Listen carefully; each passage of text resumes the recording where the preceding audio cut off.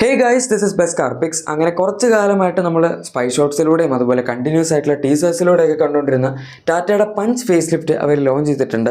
And launch event അത്ര വലുതൊന്നും അല്ലായിരുന്നു. വണ്ടി കാണുമ്പോഴും നിങ്ങൾക്ക് ചിലപ്പം ഇതിൻ്റെ അകത്ത് ഇപ്പോൾ ഒരുപാട് ചേഞ്ചസ് ഒക്കെ ഉണ്ടോ എന്ന് തോന്നുമെങ്കിലും സത്യത്തിൽ അത്യാവശ്യത്തിന് ചേഞ്ചസ് അവർ വരുത്തിയിട്ടുണ്ട്. ജസ്റ്റ് ഒരു ഫേസ് ലിഫ്റ്റ് ഈ സെഗ്മെൻറ്റിലുള്ളൊരു വണ്ടി എന്നുള്ള രീതിയിൽ നോക്കുകയാണെങ്കിൽ കാര്യമായിട്ടുള്ള മാറ്റങ്ങൾ തന്നെ വരുത്തിയിട്ടുണ്ട് എന്ന് പറയാം.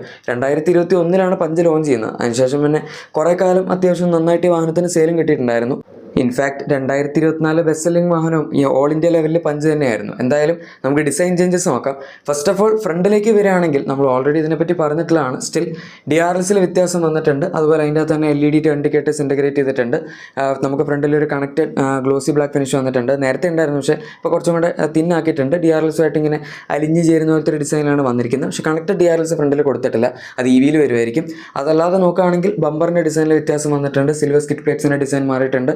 പിന്നെ നമ്മുടെ LED ഹെഡ്ലൈറ്റ്സ് അതിൻ്റെ അകത്ത് ആഡ് ആയിട്ടുണ്ട്. നേരത്തെ അതില്ലായിരുന്നു. പ്രൊജക്ടർ ഹാലജൻ ലാംപ്സ് ആയിരുന്നു ഉണ്ടായിരുന്നത്. അതുപോലെ LED ഫോഗ് ലാംപ്സ് വിത്ത് കോർണറിംഗ് ഫംഗ്ഷനും വന്നിട്ടുണ്ട്. ഇത്രയൊക്കെയാണ് ഇതിൻ്റെ അകത്തുള്ള ചേഞ്ചസ്. ഇനി സൈഡ് ഡിസൈനിലേക്ക് വരികയാണെങ്കിൽ ഇത് ജസ്റ്റ് ഒരു ഫേസ് ലിഫ്റ്റ് ആയതുകൊണ്ട് ഇവിടെ അങ്ങനെ ഒരുപാട് ചേഞ്ചസ് വന്നിട്ടില്ല. നമ്മുടെ താഴത്തെ ക്ലാഡിങ്ങിൻ്റെ ഡിസൈനൊക്കെ ഓൾമോസ്റ്റ് സെയിം ആണ്. വീലാർച്ച സംഭവങ്ങളൊക്കെ. ഡോർ ഹാൻഡിൽസ് ആണെങ്കിലും ഫ്ലഷ് ഫിറ്റിംഗ് ഒക്കെ ആക്കിയെന്ന് ചോദിച്ചാൽ ഇല്ല. പക്ഷേ പഴയ നമ്മുടെ ബാക്കിലത്തെ ഡോർ ഹാൻഡിൽസ് ഇപ്പോഴും ഹിഡൻ തന്നെയാണ്. അവർക്ക് വേണമെങ്കിൽ ചെയ്യാമായിരുന്നത് പഞ്ച് EVയിൽ ഹാരിയറിൻ്റെ വലിയ ഓർഗംസ് കൊടുത്ത പോലെ പഞ്ച് ഫേസ് ലിഫ്റ്റിലും ഹാരിയറിൻ്റെ പോലത്തെ വലിയ ഓർഗംസ് കൊടുക്കായിരുന്നു. പക്ഷേ ഓർഗംസ് പഴയ തന്നെയാണ്. അതിൻ്റെ ഡിസൈനൊന്നും മാറ്റിയിട്ടില്ല. പക്ഷേ നമുക്ക് 360 ക്യാമറ അവൈലബിൾ ആയതുകൊണ്ട് താഴത്തൊരു ക്യാമറ കൊടുത്തിട്ടുണ്ടെന്ന് മാത്രം. എന്തായാലും അടുത്ത മെയിൻ ചേഞ്ച് വരുന്നത് നിങ്ങൾക്ക് എല്ലാവർക്കും വിസിബിളി കാണാൻ പറ്റുന്ന പോലെ തന്നെ നമ്മുടെ അലോയ് വീൽസിൻ്റെ കാര്യത്തിലാണ്. ഈ വണ്ടിക്ക് നല്ല സ്യൂട്ട് ആവുന്ന അലോയ്സാണ് ടാറ്റ കൊടുത്തിരിക്കുന്നത്. പൊതുവെ ഇപ്പോഴത്തെ അലോയ് വീൽസിൻ്റെ ഡിസൈനെല്ലാം ഭയങ്കര ബ്ലാങ്കാണ് ആവാറുള്ളത്. ഈ വണ്ടിയുടെയും ബ്ലാക്ക് ആൻഡ് ക്രോമിൻ്റെ ഇൻസേർട്സ് ആണ്. പക്ഷെ എന്നാലും സംഭവം കാണാൻ വലിയ കുഴപ്പമില്ല. മറ്റേ എയറോ ഇൻസേർട്സ് ഒക്കെ വെച്ച് ഒരുമാതിരി ആക്കിയിട്ടില്ല. 16 ഇഞ്ച് തന്നെയാണ്. പക്ഷേ ഇതിൻ്റെ വണ്ടിയുടെ സൈസൊക്കെ വെച്ച് നോക്കുമ്പോൾ 16 ഇഞ്ച് അത്യാവശ്യം സഫീഷ്യൻ്റ് ആണ്. നമുക്ക് അണ്ടർടയർഡ് ആയ പോലത്തെ ഫീലൊന്നുമില്ല. പിന്നെ നമ്മുടെ മറ്റേ ബമ്പ് അബ്സോർപ്ഷൻ കാര്യങ്ങളൊക്കെ എടുക്കുകയാണെങ്കിലും 16 ഇഞ്ച് വീൽസ് അത്യാവശ്യം നല്ലതാണ് ഇന്ത്യൻ കണ്ടീഷൻസ് വെച്ച്. ഇനി റിയർ ഡിസൈൻ എടുക്കുകയാണെങ്കിൽ ഇവിടെ അത്യാവശ്യം നല്ല ചേഞ്ചസ് വന്നിട്ടുണ്ട്. നമുക്ക് ബമ്പറിൻ്റെ ഡിസൈനിൽ വ്യത്യാസം വന്നിട്ടുണ്ട്. സിൽവർ സ്കിറ്റ് പ്ലേറ്റ്സിൻ്റെ ഒരു പൊസിഷനിങ് ഒക്കെ നേരത്തെ ഫ്രണ്ടിൽ പറഞ്ഞ പോലെ തന്നെ മാറി. പിന്നെ റിഫ്ലക്റ്റേഴ്സിൻ്റെ പ്ലേസ്മെൻറ്റ് മാറി. ടാറ്റയുടെ ലോഗോ നമുക്ക് ഒരു സെൻറ്ററിൽ കണക്റ്റഡ് DRLസിൻ്റെ താഴത്തായിട്ട് കണക്റ്റഡ് ടെയിൽ ലാംപ്സിൻ്റെ താഴത്തായിട്ടാണ് വന്നിരിക്കുന്നത്. ആൻഡ് പണ്ടത്തെ പഞ്ചിൻ്റെ ടെയിൽ ലാമ്പ് ഡിസൈൻ ബാക്കിലത്തെ ഡിസൈൻ മൊത്തത്തിൽ നോക്കുകയാണെങ്കിൽ അത്ര ഗംഭീരമല്ലായിരുന്നു. എനിക്ക് പേഴ്സണലി അത്ര ഇഷ്ടമല്ലായിരുന്നു. ഈ വണ്ടിയിലേക്ക് വരുമ്പോഴേക്കും അത് കുറച്ചും കൂടെ നല്ല മെച്ചോർ ആയിട്ടുണ്ടെന്നാണ് തോന്നിയത്. കണക്റ്റഡ് ടെയിൽ ലാംപ്സ് തന്നെ പൊതുവെ ഇപ്പോൾ എല്ലാ വണ്ടിയിലും ഒരു ട്രെൻഡാണല്ലോ. അത് അവർ കൊടുത്തെന്ന് മാത്രം. അല്ലാതെ ഓവറോൾ നോക്കുകയാണെങ്കിലും അത്യാവശ്യം നന്നായിട്ടുണ്ട്. നമുക്ക് ഏകദേശം ഒരു അൾട്രോസിൻ്റെ ഒക്കെ ബാക്കിലത്തെ ഗ്ലോസി ബ്ലാക്ക് സാധനങ്ങളെല്ലാം അകത്തേക്ക് ഇൻസേർട്ട് ചെയ്തിട്ട് ഒരു ടെയിൽ ലാംപ്സിൻ്റെ അറേ ഡിസൈൻ ചെയ്ത പോലെയാണ് എനിക്ക് തോന്നിയത്. അത്യാവശ്യം നന്നായിട്ടുണ്ട്. പിന്നെ ബാക്കിൽ നമ്മുടെ CNG അതിൻ്റെ ബാഡ്ജിങ് വരും. ഹൈറ്റർബങ്ക് അതിൻ്റെ ബാഡ്ജിങ് വരും. അങ്ങനെയൊക്കെ കൊടുത്തിട്ടുണ്ട്. ഇനി അടുത്തത് ഈ വണ്ടിയുടെ ഇൻറ്റീരിയർ ഡിസൈനാണ്. നമ്മൾ എക്സ്റ്റീരിയർ കണ്ടപ്പോൾ അങ്ങനെ ഭയങ്കരമായിട്ടുള്ള വ്യത്യാസമില്ലായിരുന്നു. ആവശ്യത്തിന് ചേഞ്ചസ് ഉണ്ടായിരുന്നു. ഇൻറ്റീരിയറിലും അവർ ഡിസൈൻ വൈസ് എക്സ്റ്റീരിയറിന് അത്രയും പോലും ചേഞ്ചസ് വരുത്തിയിട്ടില്ല. അതായത് ഓവറോൾ ലേഔട്ടും കാര്യങ്ങളൊക്കെ എടുക്കുകയാണെങ്കിൽ പഞ്ച് EVയിൽ ഉണ്ടായിരുന്ന സെയിം ലേഔട്ട് തന്നെയാണ് ഇതിനകത്ത് വരുന്നത്. അതായത് ഡാഷ്ബോർഡിൻ്റെ ഡിസൈനിലൊന്നും വ്യത്യാസം വരുത്തിയിട്ടില്ല. നമ്മൾ അൾട്രോസ് ഫേസ് ലിഫ്റ്റ് വന്ന സമയത്ത് അതിനകത്ത് ഡാഷ്ബോർഡിൻ്റെ ലേഔട്ടിലൊക്കെ കുറച്ച് വ്യത്യാസം കണ്ടായിരുന്നു. കുറച്ച് മെറ്റീരിയൽസ് ഉപയോഗിച്ചിരിക്കുന്നതിലൊക്കെ ഇതിനകത്ത് അങ്ങനെയൊന്നുമില്ല. എല്ലാം ഹാർഡ് ടച്ച് മെറ്റീരിയൽസ് തന്നെയാണ് ഇപ്പോഴും ഉപയോഗിച്ചിരിക്കുന്നത്. ബ്ലാക്ക് ആൻഡ് വൈറ്റിൻ്റെ കോമ്പിനേഷൻ തന്നെയാണ് വരുന്നത്. പക്ഷേ AC കൺട്രോൾസ് നമുക്കിപ്പോൾ ടച്ച് ബേസ്ഡ് ആയിട്ടുണ്ട്. നെക്സോണിൽ അതുപോലെ ഹാരിയർ, സഫാരി, സിയർ എല്ലാത്തിലും വരുന്ന അതേ സാധനം തന്നെയാണ് ഇതിൻ്റെ അകത്ത് ഉപയോഗിച്ചിരിക്കുന്നത്. പിന്നെ സ്റ്റിയറിംഗ് വീലിൻ്റെ ഡിസൈൻ മാറി. നമുക്കിപ്പോൾ 2 സ്പോക്ക് സ്റ്റിയറിംഗ് വീലാണ് വരുന്നത്. Steering mode controls, cruise control സംഭവങ്ങളൊക്കെ കൊടുത്തിട്ടുണ്ട്.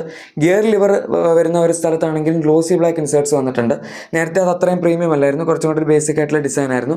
പിന്നെ ഫ്രണ്ട് ആംറെസ്റ്റ് ഉണ്ട്, മാനുവൽ ഹാൻഡ് ബ്രേക്ക് ഉണ്ട്. അതുപോലെ ഇൻസ്ട്രുമെന്റ് ക്ലസ്റ്റർ നോക്കുകയാണെങ്കിൽ 7 ഇഞ്ചസിൻ്റെ പുതിയ കളർ TFT ഡിസ്പ്ലേ ഉള്ള MID ആണ് വന്നിരിക്കുന്നത്. പിന്നെ സൈഡിലായിട്ട് നമുക്ക് വേറെ കുറച്ച് ഡിജിറ്റൽ ഗേജസും വന്നിട്ടുണ്ട്. പഞ്ച് EVയിലുള്ളത് പോലത്തെ 10.25 ഇഞ്ച് അല്ല. അത് വേണേൽ കൊടുത്തിരുന്നെങ്കിൽ കുറച്ചും കൂടെ പ്രീമിയം ആയതിനെ. കോസ്റ്റാറിനായിരിക്കും കൊടുക്കാത്തത്. പിന്നെ നമുക്ക് 10.25 ഇഞ്ച് ഇൻഫോർടൈൻമെന്റ് സിസ്റ്റം വരുന്നുണ്ട്. അത് നേരത്തെ ഉണ്ടായിരുന്നു. അപ്ഡേറ്റിൽ ഒരു കൊടുത്താണ്. അതിൻ്റെ അകത്ത് നമുക്ക് wireless Android auto, apple CarPlay എല്ലാം സപ്പോർട്ട് ചെയ്യുന്നുണ്ട്. പിന്നെ വണ്ടിയിൽ നമുക്ക് ഫ്രണ്ടിൽ വയർലെസ് ചാർജർ അവൈലബിൾ ആണ്. അതിന് പുറമെ 360 ക്യാമറ ഞാൻ ഓൾറെഡി പറഞ്ഞു. അതിൻ്റെ ഒരു ബ്ലൈൻഡ് സ്പോട്ട് മോണിറ്റർ നമുക്ക് ഇതിൻ്റെ ഇൻഫോർടൈൻമെന്റ് സിസ്റ്റത്തിൽ കാണിക്കുന്നുണ്ട്. സോ അതും നല്ലൊരു അഡീഷണൽ ഫീച്ചർ തന്നെയാണ്. ഇതല്ലാതെ നമുക്ക് നോർമൽ ഫീച്ചേഴ്സ് എല്ലാം കിട്ടുന്നുണ്ട്. പുഷ് ബട്ടൺ സ്റ്റാർട്ട്, പിന്നെ ഓട്ടോ ഡിമിങ് IRVMs ഇതിനകത്ത് അവർ ആഡ് ചെയ്തിട്ടുണ്ട്. അത് നേരത്തെ ഇല്ലായിരുന്നു. ആൻഡ് പിന്നെന്താ ഉള്ളത്, വെന്റിലേറ്റഡ് സീറ്റ്സ് ഒന്നും ഇതിനകത്ത് കൊടുത്തിട്ടില്ല. അത് പക്ഷേ ഇതിൻ്റെ സീറ്റ്സിൻ്റെ ഡിസൈൻ കാരണമായിരിക്കണം. ഇതൊരു ഫുള്ളി ലെതർ ഫിനിഷുള്ള സീറ്റ്സ് അല്ല. ഒരു വ്യത്യസ്തമായിട്ടുള്ള ഫാബ്രിക് ഫിനിഷിലാണ് വരുന്നത്. അതുകൊണ്ട് തന്നെ പുറം അധികം ചൂടാവാതെ അവർ നോക്കിയിട്ടുണ്ട് മെറ്റീരിയൽസ് വെച്ച്. സോ വെന്റിലേറ്റഡ് സീറ്റ്സിന് അധികം ആവശ്യമില്ലെന്ന് പറയും. പിന്നെ നമ്മളിതിൻ്റെ സീറ്റ്സിൻ്റെ ഡിസൈൻ നോക്കുകയാണെങ്കിലും ടോപ്പ് പോർഷനൊക്കെ ഏകദേശം സെയിം ആണ്. പക്ഷേ താഴത്തേക്ക് വരുമ്പോഴേക്കും അണ്ടർ തൈ സപ്പോർട്ട് കുറച്ചുകൊണ്ട് എക്സ്റ്റെൻഡ് ചെയ്തിട്ടുണ്ട്. സിയറ പോലെ നമുക്ക് ഇതിനകത്ത് എക്സ്റ്റെൻഡ് അണ്ടർ തൈ സപ്പോർട്ടിൻ്റെ ഓപ്ഷനൊന്നും കിട്ടുന്നില്ല. പക്ഷേ എന്നാലും ടാറ്റ കമ്പനിയിൽ നിന്ന് വരുന്ന സീറ്റ്സിൽ തന്നെ തൈ സപ്പോർട്ട് അത്യാവശ്യം എക്സ്റ്റെൻഡ് ചെയ്തിട്ടാണ് തന്നിരിക്കുന്നത്. അതുകൊണ്ട് അക്കാര്യത്തിൽ നമുക്ക് വേറെ പ്രശ്നമൊന്നും വരേണ്ട കാര്യമില്ല. ആൻഡ് ഡ്യുവൽ ടോൺ സീറ്റ്സ് ആണ് വരുന്നത്. സീറ്റ്സിൻ്റെ കളർ കോമ്പിനേഷൻ രസമുണ്ട് കാണാൻ. ബാക്കിലത്തെ സീറ്റ്സ് അതുപോലെ തന്നെ ഡ്യുവൽ ടോൺ കോമ്പിനേഷൻ ഉണ്ട്. ഇവിടെയും നമുക്ക് താഴത്തെ എക്സ്ട്രാ രണ്ടത്തെ സപ്പോർട്ടിൻ്റെ എക്സ്റ്റൻഷൻ പോലെ കാണാൻ പറ്റുന്നുണ്ട്. പിന്നെ ബാക്കിൽ 3 പോയിന്റ് സീറ്റ് ബെൽറ്റ്സ്, അതുപോലെ rear armrest, rear AC vents, അങ്ങനെ ബാക്കിലത്തെ പാസഞ്ചേഴ്സിന് വേണ്ടെല്ലാം കൊടുത്തിട്ടുണ്ട്. സ്പേസിൽ വ്യത്യാസമൊന്നുമില്ല, കാരണം ഡയമെൻഷൻസിൽ വലിയ ചേഞ്ച് ഇല്ല. ജസ്റ്റ് ഫേസ് ലിഫ്റ്റ് ആണല്ലോ, അതുകൊണ്ട് വീൽ ബേസ് ഒന്നും മാറ്റിയിട്ടില്ല. പിന്നെ കുറച്ച് കാലമായിട്ട് പഞ്ചിലുള്ള ഫീച്ചറാണ് നമ്മുടെ voice assisted electric sunroof. Single pane സൺറൂഫാണ്, പാനറോമിക് ഒന്നുമല്ല. പക്ഷെ എന്നാലും ഈ സെഗ്മെൻറ്റിൽ സൺറൂഫ് അങ്ങനെ ഭയങ്കര കോമൺ അല്ല. അതിന് പുറമെ നമുക്ക് റെയിൻ സെൻസിങ് വൈപ്പേഴ്സും ഓട്ടോമാറ്റിക് ഹെഡ്ലാമ്പ്സും ഒക്കെ കിട്ടുന്നുണ്ട്. പിന്നെ സേഫ്റ്റിയുടെ കാര്യത്തിലായിരുന്നെങ്കിൽ നേരത്തെയുള്ള പഞ്ചിൽ അവർ 6 എയർ ബാഗ്സ് ഒന്നും കൊടുത്തിട്ടില്ലായിരുന്നു. ഇപ്പോൾ നമുക്ക് 6 എയർ ബാഗ്സ് ബേസിക് സ്റ്റാൻഡേർഡ് മൂലം അവൈലബിൾ ആണ്. അതുപോലെ ഇലക്ട്രോണിക് സ്റ്റെബിലിറ്റി പ്രോഗ്രാം ഉണ്ട്, ട്രാക്ഷൻ കൺട്രോൾ ഉണ്ട്, TPM tyre pressure monitoring system വന്നിട്ടുണ്ട്. പിന്നെ ടാറ്റ തന്നെ അവരുടെ ലോഞ്ചിൻ്റെ സമയത്ത് ട്രക്കുമായിട്ട് സൈഡ് ബൈ സൈഡ് 50 kmph സ്പീഡിൽ ഇടിച്ച് കാണിച്ചിട്ടുണ്ട്. ഭാരത് എൻക്യാപ്പിൽ 5 സ്റ്റാർ സേഫ്റ്റി റേറ്റിംഗ് ഉണ്ട്. സേഫ്റ്റിയുടെ കാര്യം പിന്നെ ആരും അങ്ങനെ സംശയിക്കേണ്ട ആവശ്യമില്ലല്ലോ, ടാറ്റയല്ലേ. പക്ഷേ ഈ വണ്ടി ഇറക്കിയപ്പോൾ തൊട്ട് എല്ലാവർക്കും ഉണ്ടായിരുന്നൊരു പ്രശ്നം ഇതിൻ്റെ എഞ്ചിൻ സൈഡിലായിരുന്നു. ആകെപ്പാട് ഒരു എഞ്ചിൻ ഉണ്ടായിരുന്നുള്ളൂ. 1.2 NA പെട്രോളാണ് വന്നത്. നമുക്ക് അതിൻ്റെ പവറിലൊന്നും ഇപ്പോഴും വലിയ വ്യത്യാസമില്ല. 86 PS പവറും 115 Nm ടോർക്കുമാണ് കിട്ടുന്നത്. 5 സ്പീഡ് മാനുവൽ, അതുപോലെ നമ്മുടെ 5 സ്പീഡ് AMT ഓട്ടോമാറ്റിക് എല്ലാം കിട്ടുന്നുണ്ട്. ഗുണം എന്താണെന്ന് വെച്ചാൽ ഇപ്രാവശ്യം അവർ 1.2 ടർബോ പെട്രോളും കൂടെ ആഡ് ചെയ്തിട്ടുണ്ട്. നെക്സോണിലുള്ള സെയിം എഞ്ചിനാണ്, അതായത് ഇതിനകത്തുള്ള എഞ്ചിൻ്റെ തന്നെ MP5 മോഡലിൻ്റെ തന്നെ ഒരു ടർബോ ചാർജ്ഡ് മോഡൽ. നെക്സോണിൽ കിട്ടുന്ന 6 സ്പീഡ് മാനുവൽ ട്രാൻസ്മിഷനും അതുപോലെ 120 PS പവർ 170 Nm ടോർക്കാണ് ഈ വണ്ടി ജനറേറ്റ് ചെയ്യുന്നത്. ഈ സെഗ്മെൻറ്റിലെ ഏറ്റവും കൂടുതൽ പവർ ജനറേറ്റ് ചെയ്യുന്ന വണ്ടി ഇതാണ്. ഓൺ പേപ്പറും അത്യാവശ്യം നല്ല പവർ ഉണ്ട്. പക്ഷേ റിയൽ ലൈഫിലേക്ക് വരുമ്പോഴേക്കും അത് ഭയങ്കരമായിട്ട് റിഫ്ലക്റ്റ് ചെയ്യണമെന്നില്ല. ഡെഫിനറ്റ്ലി നമ്മുടെ എണ്ണ എഞ്ചിനേക്കാളും എന്തുകൊണ്ടും ബെറ്ററാണ്. അത് 16.5 സെക്കൻഡ്സ് ആയിരുന്നു 0 to 100.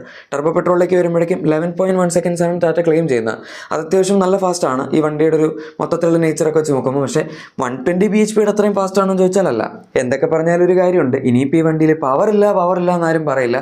അങ്ങനെ പറയുന്നവർക്ക് വേണ്ടിയാണ് ടാറ്റ സ്പെസിഫിക് ആയിട്ട് ഈ ഒരു ടർബോ പെട്രോൾ, അതായത് ഐ ടർബോ എന്നാണ് വിളിക്കുന്നത്, ഈ ഒരു മോഡൽ ഇറക്കിയിരിക്കുന്നത്. പിന്നെ ഒരു എഞ്ചിൻ വെച്ച് തന്നെ ഈ വണ്ടിക്ക് ഇത്രയും സെയിൽസ് പിടിക്കാൻ പറ്റുമെങ്കിൽ ഇതിന് സത്യം പറഞ്ഞ ടർബോയുടെ അങ്ങനെ വലിയ ആവശ്യമൊന്നുമില്ലായിരുന്നു. ടർബോയുടെ ഒരു ആവശ്യകത ഉണ്ടാക്കിയത് യൂട്യൂബേഴ്സ്, ഇൻഫ്ലുവൻസേഴ്സ്, അങ്ങനെ ഈ വണ്ടി ശരിക്കും ഇതിൻ്റെ ഓഡിയൻസ് അല്ലാത്ത ആൾക്കാരാണ്. അതായത് ഇപ്പോൾ നമ്മളെപ്പോലെ ഇതിന് പവറില്ല, നമ്മളെപ്പോലെ മീൻസ് എന്നെപ്പോലെ ആരാണ് പവറില്ല എന്ന് പറയുന്നത്, അവർ ഈ വണ്ടി പോയി വാങ്ങാൻ പോകുന്നില്ല. ഈ വണ്ടിയുടെ ടാർഗറ്റ് ഓഡിയൻസ് തന്നെ ചിലപ്പോൾ വേറെ ആയിരിക്കും. ഇത് വാങ്ങുന്ന ആൾക്കാർക്ക് പവർ അങ്ങനെ വലിയ ആവശ്യം ഉണ്ടാവില്ല. അവർക്ക് ആവശ്യത്തിനുള്ള പവർ ഈ വണ്ടി കൊടുക്കുന്നുണ്ടാവും. അതുകൊണ്ട് അവരെ സംബന്ധിച്ചിടത്തോളം അതൊരു പ്രശ്നമായിരിക്കണമെന്നില്ല. പക്ഷേ നമ്മൾ ഈ മറ്റേ ഹൈ റേവിംഗ് എഞ്ചിൻസ് ഒക്കെ ഓടിച്ച് അത്യാവശ്യം ടർബോ പെട്രോൾ എഞ്ചിൻസ് ഒക്കെ ഓടിച്ചിട്ട് ഇത് ഓടിക്കുമ്പോഴേക്കും ഒട്ടും പവർ തോന്നില്ല. അതാണ് അതിൻ്റെ ഒരു പ്രശ്നം വന്നത്. പിന്നെ പവറിൻ്റെ കാര്യം പറഞ്ഞപ്പോഴാണ്, ഇനീഷ്യലി പഞ്ച് ലോഞ്ച് ചെയ്ത സമയത്ത് ഇതിനകത്ത് CNG ഇല്ലായിരുന്നു. പക്ഷേ ഇപ്പോൾ പഞ്ചിൻ്റെ ഓൾമോസ്റ്റ് 32% മുകളിൽ സെയിൽസ് വരുന്ന CNG മോഡലാണ്. അതുകൊണ്ട് തന്നെ ലോഞ്ചിൻ്റെ സമയത്ത് തന്നെ ടാറ്റ ICNG ടെക്നോളജി കൊടുത്തിട്ടുണ്ട്.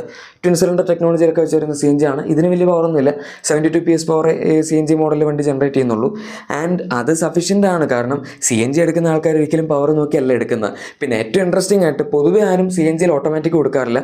ടാറ്റ ഏതായാലും ഈ വണ്ടിയുടെ കൂടെ CNGയിൽ AMT ട്രാൻസ്മിഷൻ കൊടുത്തിട്ടുണ്ട്. അത് വളരെ നല്ലൊരു മൂവാണ്, കാരണം CNG എടുക്കുന്നവർക്ക് ഓട്ടോമാറ്റിക് വേണ്ടെന്ന് പറയുന്നത് കുറച്ച് മോശമാണല്ലോ.